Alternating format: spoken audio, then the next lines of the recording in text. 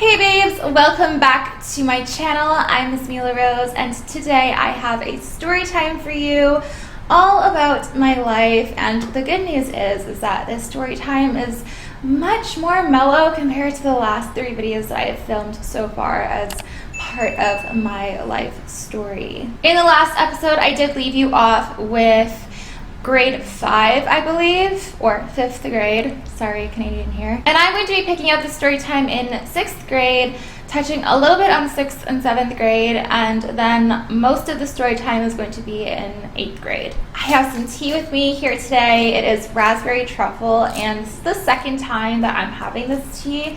I think I'm brewing my tea kind of wrong though, because the flavor isn't very concentrated. I literally just have this guy right here, and it has the concoction inside of it, and I'm letting it steep. It's too hot to drink right now anyway, so I'm gonna let that steep for a while. I'm gonna try to film 5 story times back to back, and these videos are gonna get really intense really fast. But in every single video of my storytime series, I will give you a disclaimer as to how intense the video is going to be. This video shows off my rebellious side as a preteen, and also I go into my first puppy love romance. So that basically sums up what I'm going to be talking about today in my story time. It doesn't really need any trigger warnings, so I think this is a pretty safe to watch video. So let's get right into today's video.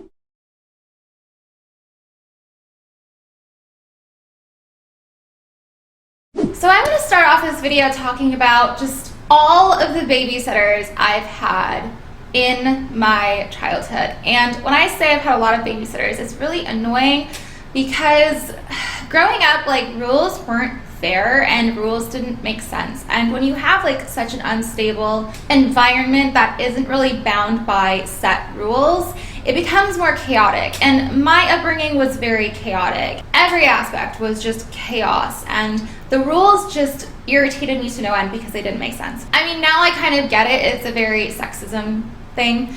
My brother was allowed to walk home from school, and he was allowed to walk to school by the time he was in 4th grade. And with me, that wasn't the case. Actually, I had to fight my way out of babysitters, and even by 9th and 10th grade, my mom still wanted me to have secure transportation to and from home, even though the neighborhood we were in was relatively safe. But yes, my entire childhood I had many babysitters, and I was getting really irritated because by 6th grade, a lot of my friends wanted to start hanging out after school, and I couldn't because I had babysitters picking me up.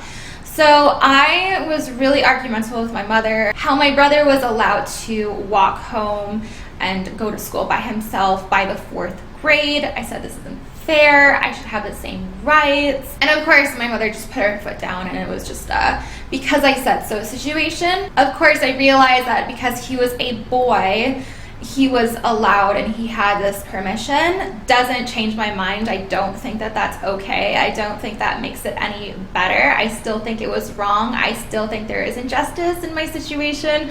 But essentially, yes, I wanted the same freedoms that my brother had. So my mother decided to compromise with me, and her compromise was one of my childhood friends, who really was only my childhood friends because my mother and his mother were really close when we were living in an apartment building together. But yeah, so my mother's compromise was that this childhood friend of mine was going to be walking me home after school, and that way I didn't have to go with a babysitter after school. Keep in mind that this kid was 1 year older than me, 1 year my senior. So I don't understand how that makes it okay or any better. But I guess it was the aspect that he was a male, so he was a protector. I don't know. This didn't really give me what I wanted though, in terms of the capabilities of being able to spend time with my friends after school, but at least I didn't have the shame of being like the only kid who still had to go to a babysitter. Truly, I don't think anyone else my age was being babysat at this point, so it was quite humiliating. So in the beginning, I was really happy with this compromise because I was finally out of the babysitter situation, and at least I was pretty close friends with this guy, so it made it a lot easier, and it was Like, I could go straight home. I didn't have to spend hours and hours at a stranger's house again every single day after school. But one day, and I'm gonna bring up my friend Marie again in this story time. Her and I kind of drifted in 5th grade, but we were still friends. We just didn't hang out, communicate as often. In 6th grade, we did start picking up our connection again, and she wanted to convince me to dip out of going home with my friend walking me home after school. This is now in the first half of 7th grade. It was like September, like kind of start of the school year, I believe, in 7th grade. I was in a portable. They actually did end up moving us into the building, into what was the art room, halfway through the year because it was getting really cold and they didn't really have the heating capabilities for the classroom. It was just a really cold classroom that they couldn't really properly heat. So most of the first half of the year we were in the portable though, and my friend basically convinced me to tell my teacher that I had a dentist appointment or something. She wanted me to skip, I believe, half the day. So this wasn't the first time that I had rebelled, but it was always in the case of being with my friend Marie. She'd always coax me into this rebellious preteen kind of person. But I was always freaking out the entire time, like checking my watch constantly. I always wore a watch on my wrist and constantly just in panic, like, oh no, I need to be home, my mom's gonna flip. That day, it was a Terry Fox run after lunch. And for anyone who is Canadian or is aware of the Terry Fox run, basically there is this guy who got cancer, so he lost a leg and he ran across country or something like that. So because of that, it's like an awareness month to raise money for cancer research and all that. And everyone does like this run around their neighborhood or their school, and people collect tips and money to fund cancer research. So that's what Terry Fox Run is, but basically we all have to go run. It's not really important for your education. So when my friend was trying to get me to skip this class, I'm like, you know what? It's just the Terry Fox Run. We can skip the afternoon, we can hang out, we can do something stupid. So I told my teacher that I had a dentist appointment and that I had to leave for the rest of the day. And my teacher is kind of an idiot. And when I say he was kind of an idiot, he actually, I believe, the year he taught our class was the last year he taught at all. There was an incident later in the year where he allegedly called a kid into outside of the classroom. There was like an art room before entering our classroom, and then that room was an enclosed space that wasn't being used. So it was quite a private room, and he would call a student and talk to the student privately. And one of the students, I guess, he took a chair to. Like, I don't think he actually physically assaulted this kid, but I think he did threaten this kid, and that might have been the reason. I feel like the rest of the semester we had supply teachers until the end of the semester, and he was not allowed to teach. I remember it being quite a situation. But anyway, we'll just call him Mr. A. He wasn't the best teacher, but for gym class, he did let us play soccer, and I love playing soccer, so I did enjoy that. So Mr. A was like, okay, go to your dentist appointment. Didn't ask any other questions. I don't even remember if he asked to see like a note or anything. He just let me go, which thanks, Mr. A, but I feel like that was kind of unprofessional of you as a teacher. So I left and I met up with my friend Marie. She actually lived very close to the school. She actually lived pretty much next to the school, so I just walked on the street and I was at her house. And there's also what's known as the Humber River very close too. It's basically a trail next to a river that's under the bridges, and you can go biking there, you can walk there, you can walk your dogs, all that kind of stuff. So my friend Marie and I basically went to the Humber River, and there was like a really steep hill, and we just decided to like roll our bodies down the hill, and we got the worst grass stains ever, and that was fun, I guess, but that's how we spent an afternoon. And that was an example of me being a very rebellious preteen. My male friend that was supposed to walk me home was pretty upset that I wasn't there, and that I basically skipped out on him, and I'm pretty sure it wasn't the last time I did that either. And things got a little awkward between us after that, and he was getting really frustrated with me, and honestly, I just wanted to have my freedom after school because all of my friends were hanging out. So I had this friend, and I'm gonna call her Amy. I was actually really close friends with her since 3rd grade, and we were very close. Amy lived very close to the school too. She actually lived like 10 minutes away from the school, and so it was a really nice place to just like hang out with my friends after school, and then after an hour or two I could go over to her place and hang out with her. And whenever I went over to her house, we would always watch really funny YouTube videos. This is when YouTube was just starting out and it wasn't very popular. And it basically became routine for me to hang out with my friends after school and then go to her house, and we had a blast just watching these videos. And when my mother figured out where I was going after school, she decided that she wanted to pay my friend's older brother, and again, her older brother was 1 year our senior, but he was a boy, right? So he can protect me, but whatever. My mom wanted to pay him. I'm like, cool, he can get some extra money. I can still hang out with one of my best friends after school and I don't have to go home. That's a win-win for everyone, I guess, so I'm cool with it. And I had a lot of fun with this. I loved going over to her house. Her parents were really nice. Actually, her father was really quiet and kind of kept to himself, but her mother was really friendly and she was really kind. And we continued doing dumb things on the internet and watched funny YouTube videos. But eventually, my friends started going out more and more and trying to coax me to come with them, and I really wanted to go with my friends after school. And again, that freedom, I craved just being able to be free. I didn't want to be cooped up in a space. I didn't want to be controlled. So I stopped going to my friend's house directly after school, and my mother was like, where is she? And I'm just not there. And it was getting towards like around winter time, and it's already dark outside, which is a part of my mom just freaking out, is the fact that it's like sunset at this point, because the sun goes down by like 6 o'clock in the winter. And I mean, I had a great time. I had some really funny stories. Like this one time, this one girl, we went over to her house and she had a pet bird and it got out of its cage, and we basically spent the evening or like an hour trying to catch this bird, which I can't remember if we caught it. We probably did.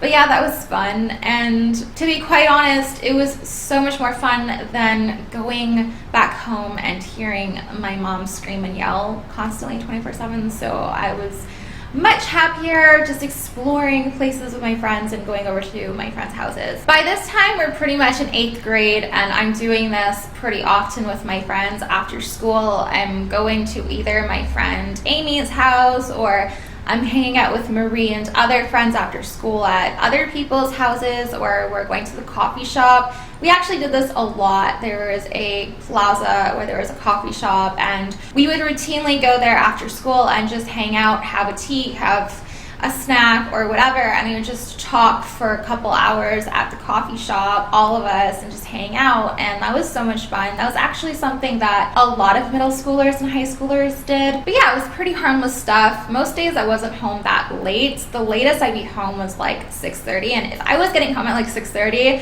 I knew I was going to get yelled and screamed at by my mom. So 6:30 was like, for me, like, oh, I'm in deep shit kind of situation. But if I was coming home at like 4:35-ish, I'm like, there shouldn't be an issue. And she wasn't okay with it. But I was just very rebellious, and I was just so sick and tired of not being able to have a life outside of home that I was really fighting against my mother and her wishes for me to be contained at all hours every single day, either in school or in our house. So fast forward to 8th grade, I am no longer in Mr. A's class. Thank God. He sucked at teaching anyway, to be quite honest. I actually ended up getting to be in my friend Amy's class, and I actually had a lot of friends who were in that class. I'm pretty sure my friend Marie was in that class, but she had panic attacks, so she didn't really go to school. And like, I know that sounds bad, but she did have reasons. I think she may have been able to push through that a little bit more to actually attend classes, and she did try really hard, but she just struggled a lot. But I sat pretty much right next to my friend Amy, and that was awesome because she was one of my best friends, and she actually took school very seriously because her brother was pretty much an honor student, and he was at the top of his class every single year, and she lived in his footsteps, so she was always trying to get as high of a grade as possible for everything, and being her friend, I was influenced by that, and I wanted to do my best too, because again, I knew that the situation at home wasn't good, and I knew that I needed to get into a good high school so that I could succeed in life and have a career that would be able to support myself so I could actually get out of the living situation that I was in. So my friend Amy had this friend named Jet, and he was in the class too, and he was pretty nerdy, but he was pretty smart, and they spent a lot of time together. They were really close friends, actually. We actually all kind of sat kind of close to each other, from what I remember. And Amy spent some time with him at recess sometimes, so I would be around her, and then I was around him. And towards the end of the school year, I started developing like a peppy romance type crush on this guy. I'm not gonna lie, which is very funny actually, because before that, like, I would have found him very unattractive. I mean, I didn't think that he was the most attractive person, but like, his character was catchy, okay? That's what it was. But before that, I was really into like the bad boy type character, and I realize now that I would never want to be with that kind of a person anyway, even if they're good looking. My motto is, if they're good looking, they're probably not the best boyfriends. But anyway, I was in 8th grade, it was around springtime, and the school dance was approaching. And I was spending more and more time around my friend Amy, and this guy Jet was around often too. To be honest, I don't remember if I confessed to my friend Amy that I had feelings for him. Actually, you know what? I think one day after school we were walking together, and I think I did. I think she coaxed it out of me. But I think the only reason why she did is she probably already knew that he had a crush on me. But essentially, we were both crushing on each other, so it was just a matter of time, and she ended up playing kind of like the middle person to match make us together. Essentially, she was like, the school dance is coming up, you like him, he likes you, you guys should go to the school dance together. And I don't know how many times I've said this in my videos before, but when I was younger, honestly, until I literally started doing adult work, I was really shy and in my shell, and there is no way in hell I was going to be the one to make a move on Jet. So it was obvious that Jet had to be the one to make the first move here. So I am going to assume that my friend Amy had a conversation with Jet about everything, and probably disclosed that I may have feelings. I don't know if she said it directly. I don't even remember exactly how it went down, but I know that she was talking to each of us individually back and forth, trying to bring us together, very Cupid-like. And then one day during recess, Jet approached me when we were kind of alone together, and he very nervously, very shyly, kind of shakily asked me to the school dance. And I remember I said yes. And I remember being really nervous leading up to the school dance, because we basically acted nervous around each other until the school dance. But I think he asked me to the school dance like kind of right before, so it wasn't that bad. Otherwise, like, I don't even know how that would have gone. So the day of the school dance comes, and we are there, and we're not even dating at this point, mind you. We're not a thing. We just said yes to going to this dance together. So we're at this dance together, and we're all kind of like hanging out, like Amy, Jet, and me, and I don't know if there was others that were hanging around us. Maybe there were. Kind of like intermingling, I guess, is the most appropriate way to explain it. But they always play a slow song, and then there's a slow dance, and all of the boyfriends and girlfriends and hookups start to dance together. And I remember it being the most awkward thing to like situate into, because it's like, okay, so this is how I wrap my arm around you, and this is how, kind of thing. Like, it was awkward, right? So we start dancing, and I think like we quickly started getting really comfortable with each other. I think I felt he had a bit of an erection. But I didn't want to say anything, so I didn't. I kept it to myself. I wasn't gonna out him like that. But I remember resting my head on his shoulder, and we were slow dancing, and I think it was towards the end of that dance that he ended up asking me to be his girlfriend. So that's where I'm gonna leave off this story time. My battery is really low, so it's pretty much gonna die. I was gonna go more into the story time, but I'm gonna finish it in the next episode. I hope you enjoyed this story time. I know I definitely enjoyed telling it. So if you like this episode, if you like this video, please give me a big thumbs up, subscribe down below, turning on the notification bell so you don't miss the next episode in the story time. I am releasing them back to back. I think I'm gonna have a 5-part series. And yeah, I don't know how much battery juice I have left, so I'm gonna leave you with that. Bye for now, till next time.